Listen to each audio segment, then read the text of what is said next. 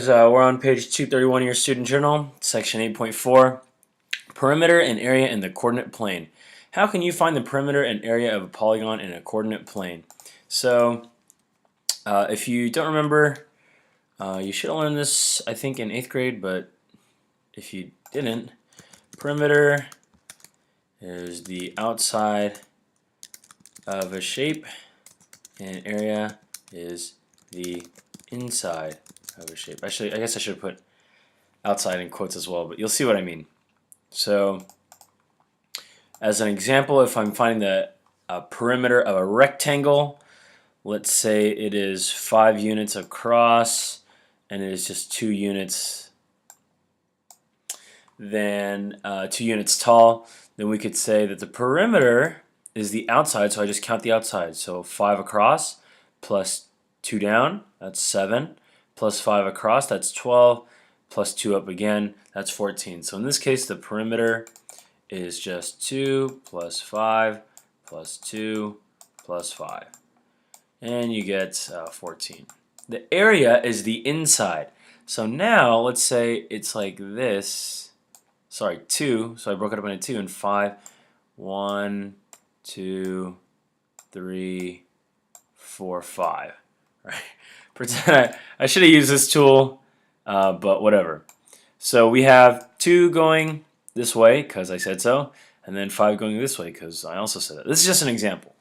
The area is the inside, so 1, 2, 3, 4, 5, 6, 7, 8, 9, 10. How could we get that just by using these numbers?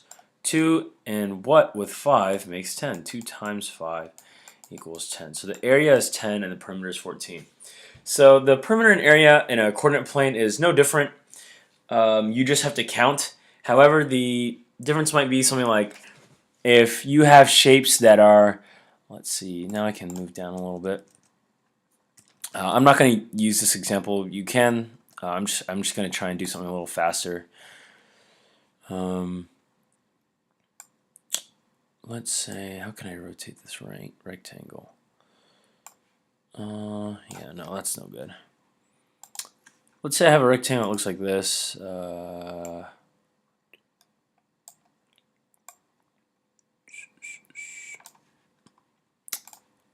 I really should use this tool.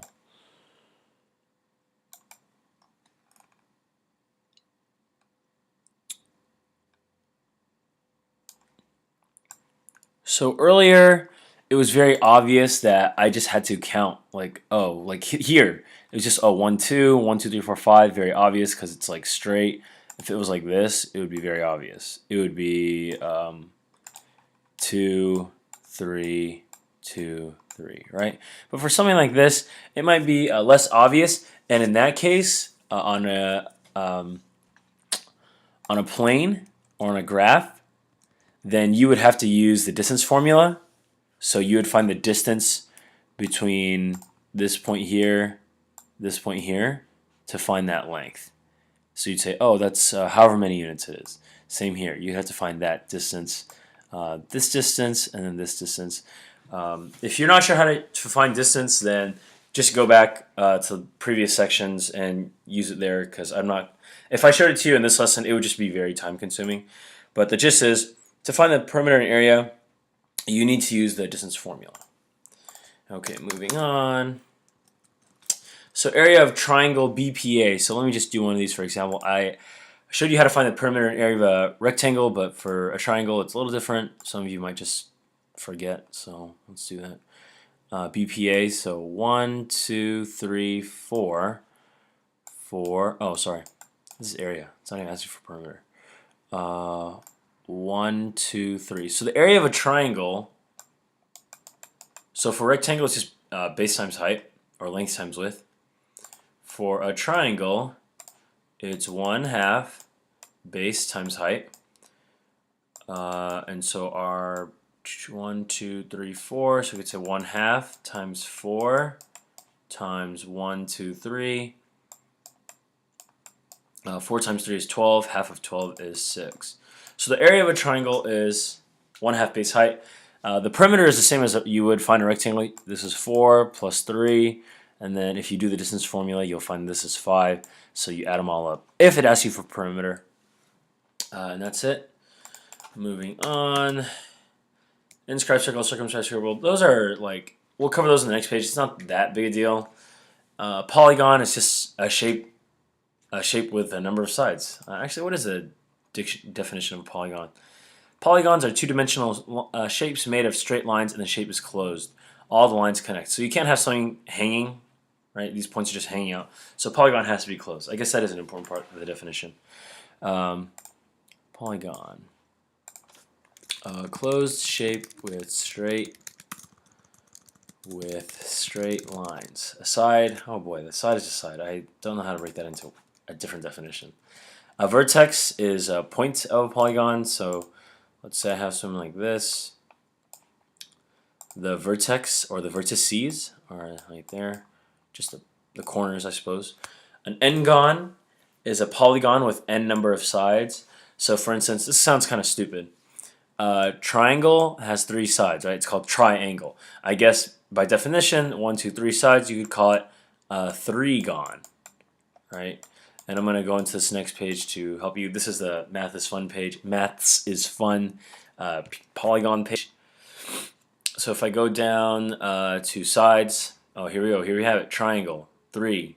So you could call it a 3-gon or trigon. Although you would write it is you could just write it like that. Convex and concave, those definitions I will go over by example, but we will not. We will go over them when we get there in the next page. Or if it's not there, then I'll draw you up some examples later. Regular polygon is when, so a polygon where all angles and sides are congruent. So a square counts as a, pretend that's a square. Square is regular. Let's see if they have examples of regular and irregular. So regular, each side here is the exact same. Each angle here is the exact same. Irregular, this is clearly shorter than that. So yeah, regular means everything is the same. Let's see. In geometry, okay, we're gonna have to go over that. Inscribed. Oh, there's no. Okay, well, inscribed and circumscribed. Inscribed is where all vertices, all corners lie on the circle. So that would be impossible for a polygon that looks like that. So if I make a circle around it, sorry, ignore that circle. If I make a circle around it, even if I dragged this one out a little bit to encompass these, this vertex will never be on the circle, so it doesn't make sense. And the circle that contains it is called a circumscribed. It just means going around, so like circumference. So yeah, the circle that goes around. Classify the polygon by the number of sides. So 1, 2, 3, 1, 2, 3, 4, 5. So you could say a 5-gon, and let's look for the other name of something with 5 sides. And penta, yes, we find penta, 5 sides. You call it a 5-gon, call it a pentagon. Tell whether it is convex or concave. So convex is something like this, and it has to do with the vertices. So basically, if I can take every line and extend it, and I never, none of these lines go inside of the shape, then it is convex. So if you look at this, I just extend every line, every side, and none of the lines go inside, right? Here, however, this goes outside, this goes outside, this goes outside, but right here, it goes in. This line, when I extend it, this side, when I extend it, goes in. So that will be a concave. And one way to remember convex and concave is that a concave shape has a dent in it. So I'm going to clear all this up and show you what I mean by dent. Or another way that people say it is that it caves in. So if you look at the shape, this is the area that is dented, like, because that's essentially, if you had to imagine, it's like a side is being pushed in, right? But if you look at this shape, there is nothing, there's no side that is being pushed in. So that is a convex. Here, this is being pushed in. This is a whole dent right here. Then this is a concave. And how do I make that look? How can I tell? Oh, well, this side goes in when I extend it. Also, this side goes in when I extend it. And then this is also, this is concave. And then this one is convex. Okay, then to classify the polygon again, you just have to count the number of sides and then go over here and classify by the number of sides. Very simple stuff. Find the perimeter and area of the polygon with the given vertices. Okay, so x is 2, 4. Okay, this should be pretty simple.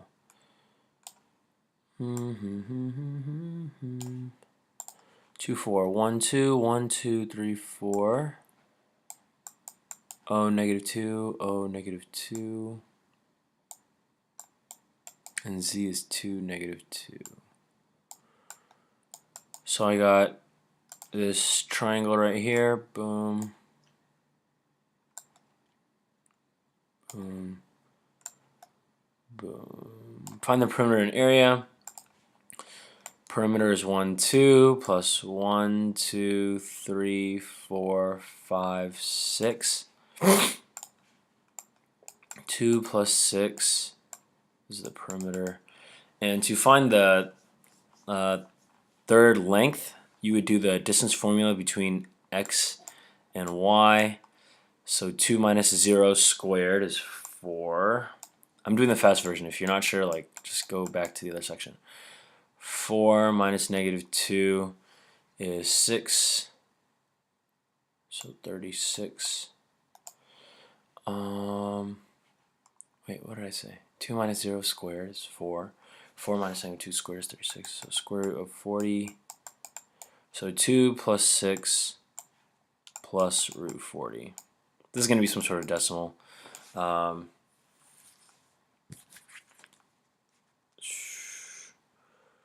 Let's see. 2 plus 6 is 8. And you would just go through here. Like, I'm not trying to put, well, square root 40. 6.3 plus 2. Oops. 6.3 plus 2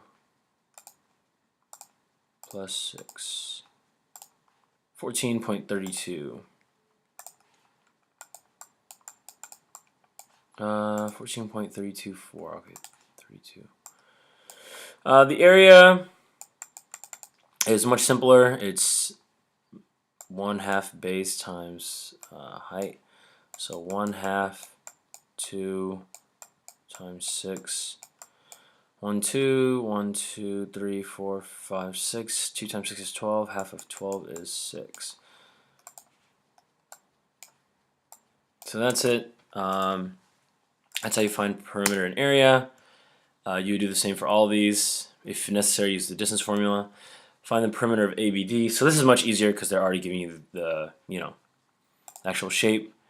So ABD is 1, 2, 3, 4, 5, 6.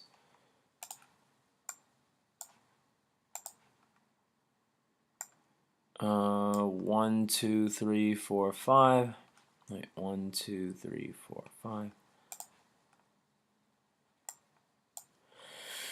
Let's see, 5 plus 6 plus, you have to use the distance formula between A and D.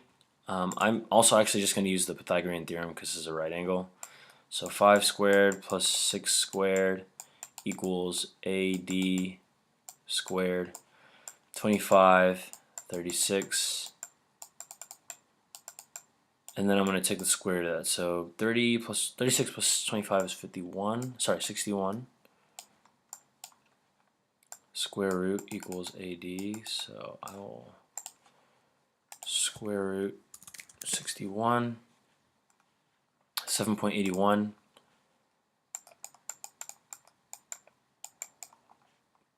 Perimeter of BCD. Again, except this time you have to use the distance formula twice.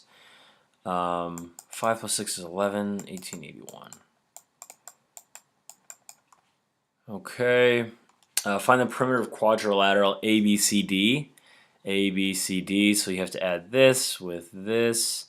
X, Y, and Z. We already know this is 7.81 though. So just add them all together. 5 plus X plus Y plus 781. You have to find this on your own using the distance formula. Find the area of ABD. ABD is 5 times 6 times half. Base times height times half, which is half of 30, which is 15. Is that it? BCD. Let's see here. Area of BCD.